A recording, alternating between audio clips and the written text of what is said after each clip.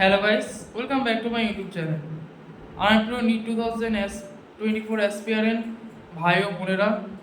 তো লাস্ট ভিডিওতে তোমরা দেখেছো যে আমি হিউম্যান রিপ্রোডাকশনের ফার্টিলাইজেশন এবং ইমপ্লান্টেশন এই টপিকটার আগে পর্যন্ত ডিসকাস করেছিলাম। তো আজকে আমি এই চ্যাপ্টারের প্রায় শেষের দিকে চলে এসেছি। খুব important topic fertilization and implantation. এখান থেকে খুব ইম্পর্টেন্ট খুব কোশ্চেন আসে, এমসিকিউ তো অনেকগুলো থাকে এবং স্টেটমেন্ট বেসিস অ্যাসারশন সবই থাকে। তো চলো শুরু করা যাক। Fertilization and implantation. During copulation coitus, semen is released by the penis into the vagina insemination.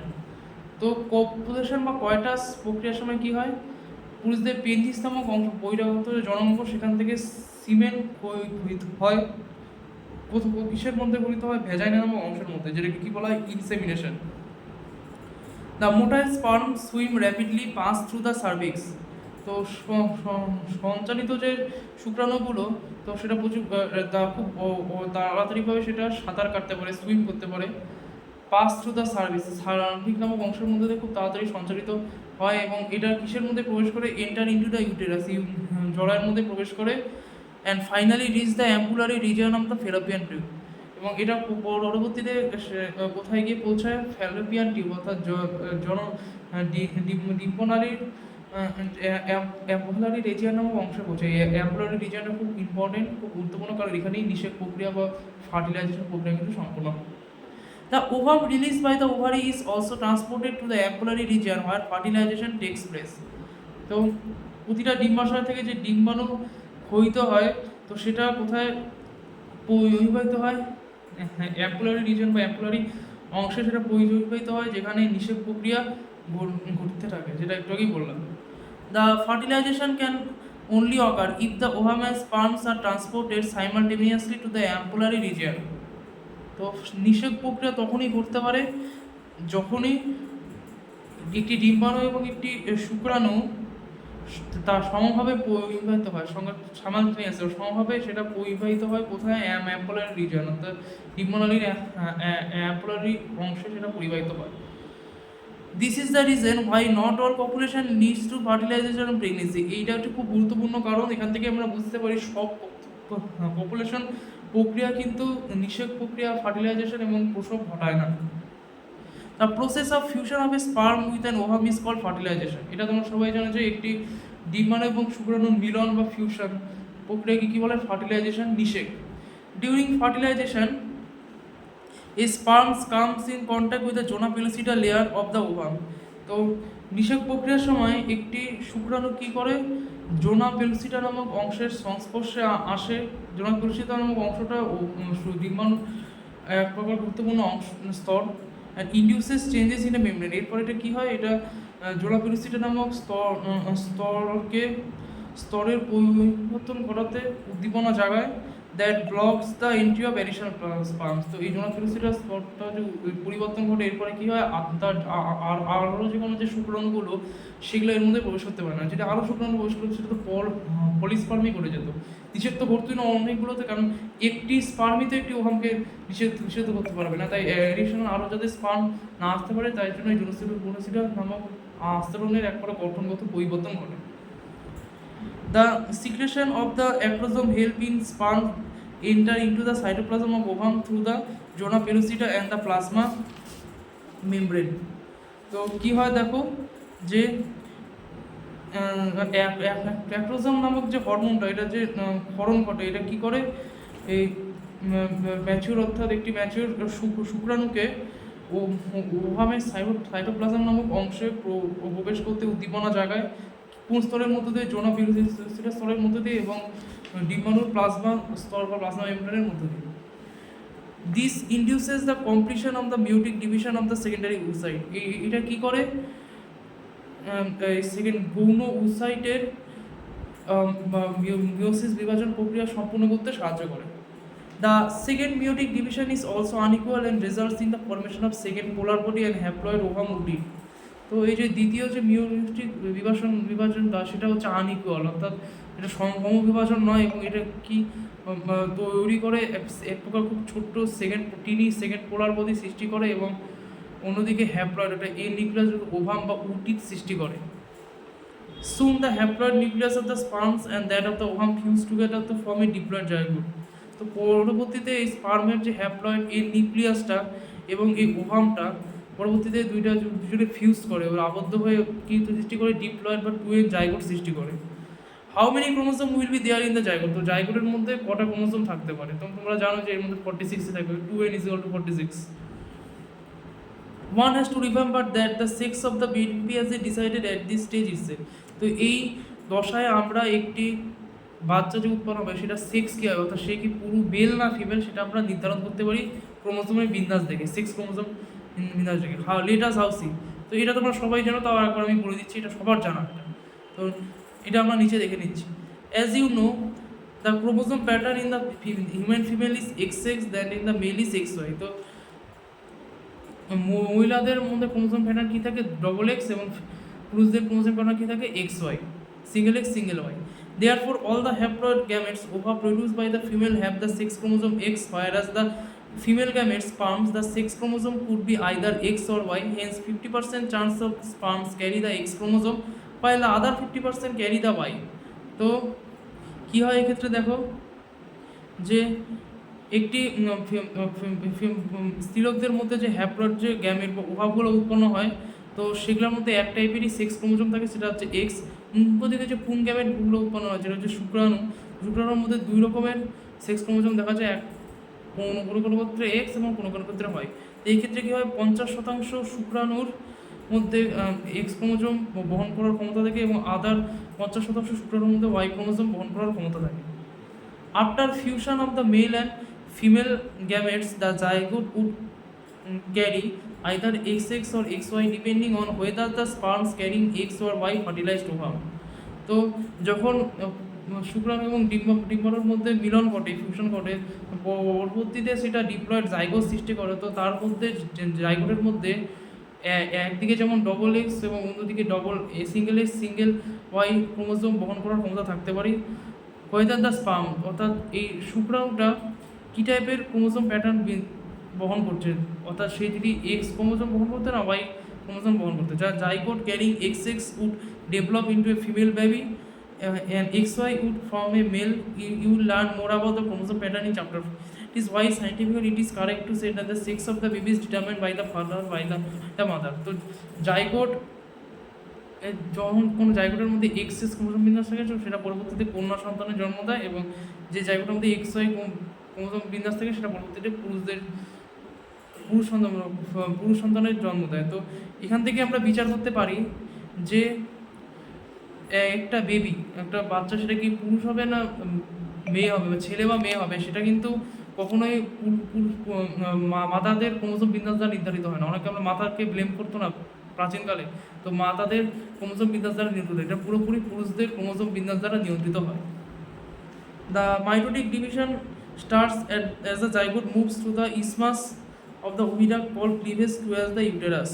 তো মাইটোটিক যে কোষ বিভাজনটা এটা শুরু হয় কখন, যখন এই জাইগোট কোষটা ওভিডাক্ট ডিমোলারি ইসমাস নামক অংশের মধ্যে প্রবেশ করে এবং এটা ক্লিভেজ প্রক্রিয়া অংশগ্রহণ করার পর সেটা জরার দিকে প্রবাহিত হয় এবং ফর্মস 2, 4, 8, 16 টোটাল সেলস কল ব্লাস্টোমিয়ার, এবং এটা পরবর্তীতে 2, 4, 8 এবং 16 এইভাবে কোষ সংখ্যা বৃদ্ধি করে যে কোষগুলো সৃষ্টি করে মাতৃকোষগুলো, সেটা কী বলে ব্লাস্টোমিয়ার বলা হয়।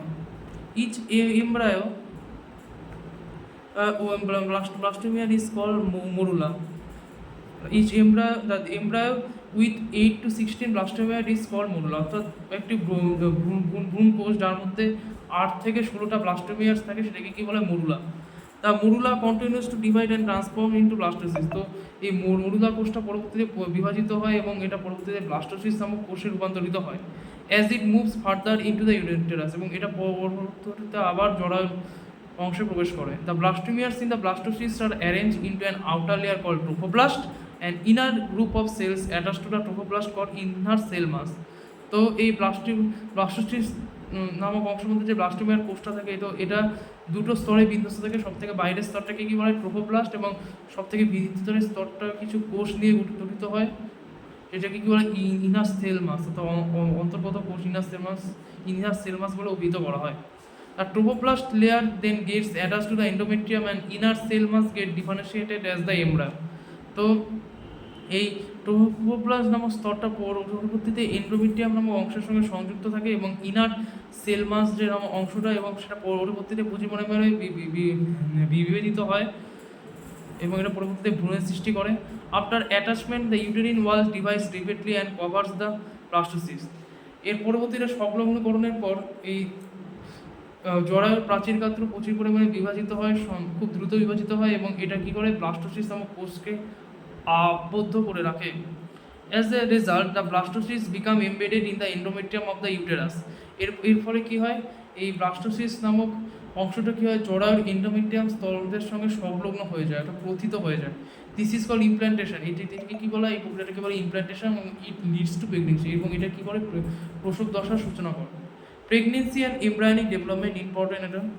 After implantation, finger-like projection appear on the trophoblast called chorionic villi, which are surrounded by the uterine tissue and maternal blood. এই ইমপ্লান্টেশন প্রক্রিয়ার পর কী হয়, এই ট্রোফোপ্লাস্ট স্তরের মধ্যে পুরো আঙুলের মতো অর্থাৎ আঙুলের মধ্যে প্রবর্তক অংশ দেখা যায়, যেটাকে কী বলা হয় কোরিওনিক ভিল্লি বলা হয়। এই কোরিওনিক ভিল্লি নামক অংশটা ইউটেরাইন টিস্যু অর্থাৎ জরায়ুর কলাকোষ দ্বারা যেমন একদিকে বেষ্টিত থাকে, তেমনি এটা কী হয় ম্যাটারনাল অর্থাৎ মাতৃদের রক্ত দ্বারা এটা পরিপূর্ণ থাকে। The chorionic villi and uterine tissue become interdigitated with each other and joins to form a structural and functional unit between developing embryo, fetus and maternal body called placenta. তো এই কোরিওনিক ভিল্লি নামক আংরান্ত উপত্যক নামক অংশটা এবং জরায়ুর যে কোষস্তর এটা পরবর্তীতে নিজেদের মধ্যে সংলগ্ন হয়, ইন্টারজিটেট করে এবং এরা পরবর্তীতে সংযুক্ত হয়ে এক প্রকার গঠনগত এবং কার্যগত এক প্রকার একক সৃষ্টি করে বা গঠন সৃষ্টি করে কিসের মধ্যে বিকাশিত এক ভ্রূণ, ফিটাস এবং মাতৃদেহের মধ্যে, যেটাকে কী বলা হয় placenta. The placenta facilitates the supply of oxygen and nutrients to the embryo and also removal of carbon dioxide and excretory waste materials produced by the embryo. তো এই প্লাসেন্টা কী করে অক্সিজেন গ্যাসের পরিবহনে সাহায্য করে এবং পুষ্টি দ্রব্য ভ্রূণকে প্রদান করতে সাহায্য করে, তেমনি ভ্রূণ থেকে কার্বন ডাইঅক্সাইড গ্যাসের রিমুভ এবং ভ্রূণের মধ্যে যেসব এক্সক্রেটরি পদার্থগুলো উৎপন্ন হয়, বিশেষাক্ত দূষিত পদার্থ উৎপন্ন হয়, সেগুলোকেও নির্গত করতে সাহায্য করে। The placenta is connected to the embryo through the umbilical cord which helps in the transport of substance to and from the embryo. তো এই প্লাসেন্টা কী থাকে ভ্রূণের সঙ্গে সংযুক্ত থাকে কিসের দ্বারা, আম্বিলিকাল কর্ড নামক এক প্রকার কর্ড লাইক স্ট্রাকচার দ্বারা, যেটা কী করে কিছু কিছু পদার্থের পরিবহনে সাহায্য করে এমব্রায়োর মধ্যে। A placenta also acts as an endocrine tissue and produces several hormones like human chorionic gonadotropin, human placental lactogen, estrogen, progesterone, etc. তো প্লাসেন্টা কী করে এক প্রকার অন্তঃক্ষরা গ্রন্থি কোষের মতো বা অন্তঃক্ষরা কলাকোষের মতো কাজ করে এবং এটা কিছু কিছু হরমোন উৎপন্ন করে, কেমন কী human chorionic gonadotropin, human placental lactogen, oestrogen, progesterone এবং আরও কিছু কিছু hormone. In the later phase of pregnancy, a hormone called relaxin is also secreted by the ovary. তো প্রেগনেন্সির একেবারে শেষ দশায় এক প্রকার হরমোন ক্ষয়িত হয়, যেটা কী হয় রিলাক্সিন, এবং এই রিলাক্সিনটা কী হয় ডিম্বাশয় থেকে ক্ষরিত হয়। Let us remember that ECG, HPL and relaxin are produced in the woman only during pregnancy. তো আমরা এই দশায় মনে করতে পারি যে প্রেগনেন্সি প্রসব দশায় ওই শুধুমাত্র প্রসব দশায় স্ত্রীলোকদের মধ্যে HCG, HPL এবং রিলাক্সিন হরমোন উৎপন্ন হয়। In addition, during pregnancy, the levels of other hormones like estrogen, progesterone, cortisol, prolactin, and thyroxine are etc. are increased several folds in the maternal blood. অন্যদিকে প্রসব দশায় অন্যান্য হরমোনের মাত্রা যেমন estrogen, progesterone, cortisol, prolactin, thyroxine এগুলো প্রচুর পরিমাণে বৃদ্ধিপ্রাপ্ত হয় মাতৃদের রক্তের মধ্যে। Increase production of this hormones is essential for supporting the fetal growth, metabolic changes in the mother and maintenance of pregnancy. তো সেই সব হরমোন যে প্রচুর পরিমাণে উৎপন্ন হয়, এটা কিসের জন্য গুরুত্বপূর্ণ, মানে ফিটাসের অর্থাৎ ভ্রূণের বৃদ্ধিকরণের জন্য খুব গুরুত্বপূর্ণ, তেমনি মাতৃত্বের মধ্যে বিভিন্ন বিপাকজাত পরিবর্তন ঘটাতে যেমন সাহায্য করে, তেমনি প্রসব দশাকে নিয়ন্ত্রিত করতে সাহায্য করে।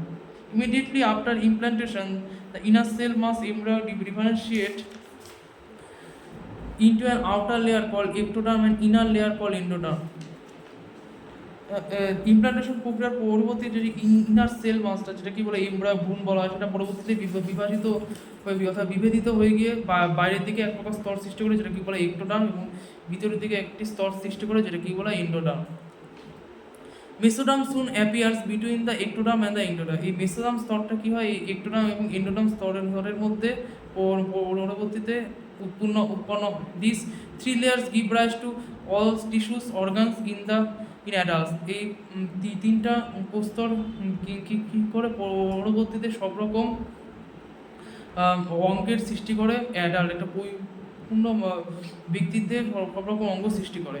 It needs to be mention here that inner cell mass contains certain cells called stem cells which have the potency to give rise to all tissues and organ.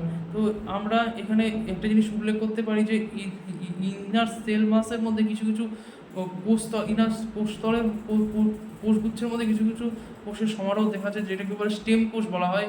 এই স্টেম কোষের একটা গুরুত্বপূর্ণ খুব ভূমিকা আছে। এই স্টেম কোষ কী করে পরবর্তীতে বিভিন্ন প্রকার কলাকোষ এবং অঙ্গের জন্ম দিতে গুরুত্বপূর্ণ ভূমিকা পালন করে। স্টেম কোষ থেকে পরবর্তীতে শরীরে দেহে বিভিন্ন প্রকার কলাকোষ অঙ্গ এগুলো উৎপন্ন হয়। What are the major features of embryonic development at various months of pregnancy, অর্থাৎ প্রসবের বিভিন্ন মাসে কী ভ্রূণের বৃদ্ধিকরণে কী দশা আমরা লক্ষ্য করতে পারি। The human pregnancy last 9 months। তো আমরা সবাই জানি যে মানুষদের প্রসব 9 মাস ধরে ঘটে। Do you know for how many months pregnancy last in dogs, elephants, cats, find out.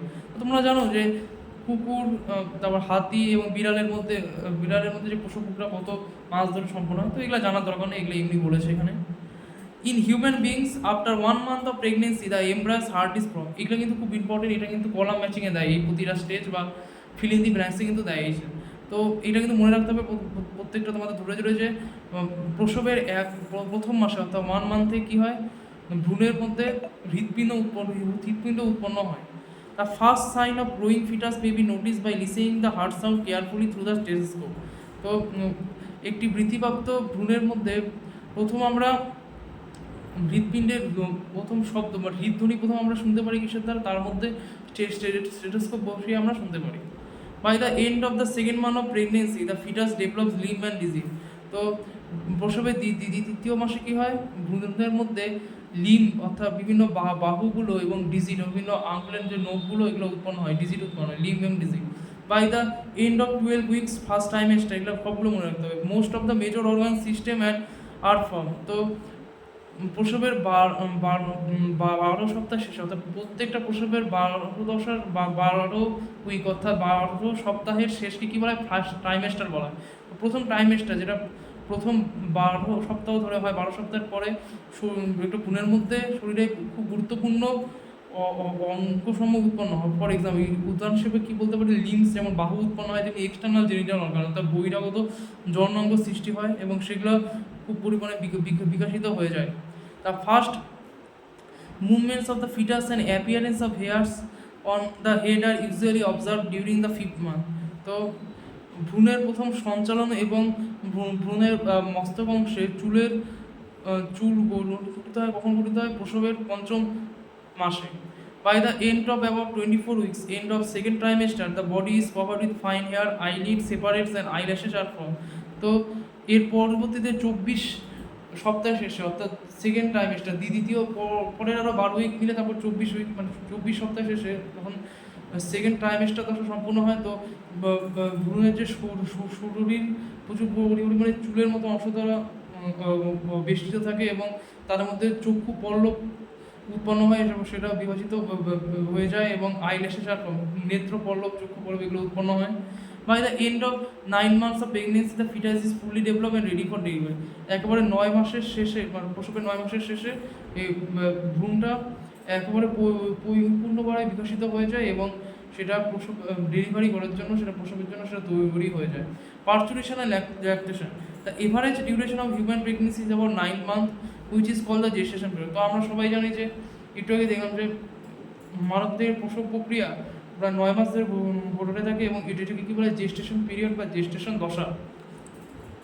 Vigorous contraction of the uterus at the end of pregnancy causes expulsion of delivery of the fetus. তো জরায়ুর মধ্যে যে প্রচুর পরিমাণে জরায়ুর মধ্যে simultaneous প্রচুর পরিমাণে যে সংকোচন ঘটে থাকে প্রসবের শেষ দশায়, তো সেটা কী করে ভ্রূণের এক্সপানশন অর্থাৎ ভ্রূণকে বাইরে বের করতে সাহায্য করে, নির্গত করতে সাহায্য করে। This process of delivery of the foetus childbirth is called parturition. এরপরে যে ভ্রূণে যে বাইরের সঞ্চালন এবং শিশু যে জন্মগ্রহণ করে এটা কী করে পার্চুরেশন অর্থাৎ প্রসব বলা হয়। Parturition is induced by complex neuroendocrine mechanism. এই পার্চুরেশন প্রসব প্রক্রিয়াটা কি দ্বারা এই যে প্রসব প্রক্রিয়াটা কী দ্বারা উদ্দীপিত হয়? এক প্রকার খুব জটিল নিউরোএন্ডোক্রিন এক প্রকার প্রক্রিয়া দ্বারা এটা নিয়ন্ত্রিত হয়। The signals for the parturition originate from the fully developed foetus and the placenta which induce mild uterine contraction call foetal ejection reflex. The এই পার্চুরেশন প্রসব দশার যে সিগনালটা অর্থাৎ প্রসব দশাটা কিসের থেকে উৎপন্ন হয়? ফুললি ডেভেলপ অর্থাৎ একেবারে পরিপূর্ণ বিকাশপ্রাপ্ত যে ভ্রূণ এবং প্লাসেন্টা, তার থেকে এই প্লাসেন্টা থেকে বার্তা পৌঁছায় যেটা পার্চুরেশন প্রক্রিয়াকে উদ্দীপিত করে এবং এটা কী করে জরায়ু সংকোচনে সাহায্য করে, যেটাকে কী বলা হয় এই প্রক্রিয়াটি কী বলে ফিটাল ইজেকশন রিফ্লেক্স প্রতিবদ্ধ প্রক্রিয়া বলা হয়। This triggers release of oxytocin from the maternal pituitary. এরপরে কী হয় ম্যাটারনাল অর্থাৎ মাতৃদেহে পিটিউটারি গ্রন্থি থেকে প্রচুর পরিমাণে অক্সিটোসিন হরমোন নির্গত হয়ে যায়। Oxytocin acts on the uterine muscle and causes stronger uterine contraction, which in turn stimulates further secretion of oxytocin. তো অক্সিটোসিন হরমোনটা কী হয় ইউটেরাইন মাসেল জরায়ু পেশিকোষের উপর ক্রিয়া করে এবং এর পরবর্তীতে আরও প্রচুর পরিমাণে শক্তিশালী জরায়ু সংকোচন ঘটাতে সাহায্য করে, which in turn stimulates further secretion of oxytocin. এরপরে কী হয় এর পরবর্তীতে প্রচুর পরিমাণে অক্সিটোসিন হরমোন ঘটনে এটা উদ্দীপনা যোগায়। The stimulatory reflex between the uterine contraction and the oxytocin secretion continues, resulting in stronger and stronger contraction. তো এই স্টিমুলেটরি উদ্দীপিত যে রিফ্লেক্স প্রতিবদ্ধ প্রক্রিয়াটা কিসের কারণে ঘটে থাকে? এই ইউটেরাইন কন্ট্রাকশন জরায়ু সংকোচনের ফলে ঘটে থাকে এবং প্রচুর পরিমাণে অক্সিটোসিন হরমোন ঘটনের ফলে ঘটে থাকে, যেটা কী করে পরবর্তীতে খুব শক্তিশালী এবং আরও শক্তিশালী জরায়ু সংকোচন করতে সাহায্য করে। This leads to expulsion of the baby out of the uterus through the birth canal parturition. এরপরে কী হয় এই প্রচুর পরিমাণে শক্তিশালী জরায়ু সংকোচনের ফলে ইউটেরাস থেকে জরায়ু থেকে বাচ্চা অর্থাৎ ভ্রূণটা যে পরবর্তীতে বেবিতে রূপান্তরিত হয় সেই বেবিটা বাইরে নির্গত হয়ে যায় জন্মনালী দিয়ে বার্থ ক্যানাল দিয়ে, যে কী বলে পার্চুরেশন বা প্রসব। Soon after the infant is delivered the placenta is also expels out of the uterus. এর পরবর্তীতে যখন বাচ্চাটা যখন ডেলিভার হয়ে গেল বাইরে প্রসব হয়ে গেল, তো এর পরবর্তীতে প্লাসেন্টাটা ইউটেরাস নামক অংশ থেকে বাইরে নির্গত করে দেওয়া হয় বা বাইরে বের করে দেওয়া হয়। What do you think the doctor inject to induce delivery? তোমরা কি কোনো দেখেছো মাঝে মাঝে ডক্টররা ইনজেক্ট প্রয়োগ করে ডেলিভারি ঘটানোর জন্য, প্রসব প্রক্রিয়া ঘটানোর জন্য? The mammary glands of the female undergo differentiation during pregnancy and starts producing milk toward the end of pregnancy by the process called lactation. তো এই প্রসব প্রেগনেন্সি দশার সময় স্ত্রীলোকদের মধ্যে স্তনগ্রন্থিটা প্রচুর পরিমাণে বিভাজিত এবং বিভেদিত হয় এবং এইটা দুগ্ধকরণ শুরু করে একেবারে প্রসবের একেবারে শেষ দশায় শুরু করে এবং এই প্রক্রিয়াটাকে কী বলে ল্যাকটেশন প্রক্রিয়া বলা হয়। This helps in the mother in feeding the newborn. এটা কী করে এই দুগ্ধরা কী করে এই নতুন যে বাচ্চারা জন্মগ্রহণ করলো তাকে দুগ্ধ খাওয়াতে মানে দুধ ফিডিং করতে খাওয়াতে সাহায্য করে। The milk produce during the initial few days of lactation is called colostrum which contains several antibodies absolutely essential to develop resistance for the newborn babies. তো প্রথম ল্যাকটেশনের প্রথম কয়েকদিন 10 যে দুগ্ধকরণ হয় সেটাকেই বলে কোলোস্টাম, এবং এই কোলোস্টাম নামক কোলোস্টাম নামক দুগ্ধজাতীয় অংশে কিছু পরিমাণ অ্যান্টিবডি থাকে। তো যেগুলো কী হয়, নতুন বাচ্চার মধ্যে কোনো প্রকার রোগ প্রতিরোধ করতে বা অ্যান্টিজেনের প্রবেশ করতে প্রতিহত করতে সাহায্য করে, এবং নতুন বাচ্চাটা অর্থাৎ যে নতুন শিশুরা জন্মগ্রহণ করে তার মধ্যে অনাক্রমণতন্ত্র ক্ষমতা সৃষ্টি করতে সাহায্য করে। Breastfeeding during the initial period of infant growth is recommended by doctors for bringing up a healthy body. তো ইনফ্যান্ট একটি নতুন শিশু যেটা জন্মগ্রহণ করলো, তো তার বৃদ্ধির প্রথম দশায় যখন তার মায়ের স্তন্যগ্রন্থি থেকে তারা যে দুধ খায়, ব্রেস্ট ফিডিং অর্থাৎ দুগ্ধ খাওয়ানোর যে প্রক্রিয়াটা, এটা কিছু ডাক্তার সেটা নির্দেশ করে দেয়। এর ফলে কী হয়, এক প্রকার সুস্থ এক প্রকার স্বাস্থ্যকর এক প্রকার সুস্থ বাচ্চা উৎপন্ন হয় ব্রেস্ট ফিডিং করলে। তো এই চ্যাপ্টারটা এখানেই শেষ হয়ে গেল। তো এইটুকুর মধ্যে তোমাদের যদি কোনো কোয়ারিজ থাকে তোমরা কমেন্ট বক্সে কমেন্ট করতে পারো। ভিডিওটা ভালো লাগলে like, comment, share and subscribe করে দিও। এবং নেক্সট ভিডিওতে আমি যে চ্যাপ্টারটা ক্লাস 12 শুরু করবো, এটাও ইম্পর্টেন্ট, এটা রিপ্রোডাক্টিভ হেলথ বা জননগত স্বাস্থ্য। এটা খুব ছোটো চ্যাপ্টার, এটা আমি নেক্সট ভিডিওতে আমি আলোচনা করবো। তো চলো, থ্যাংক ইউ অল।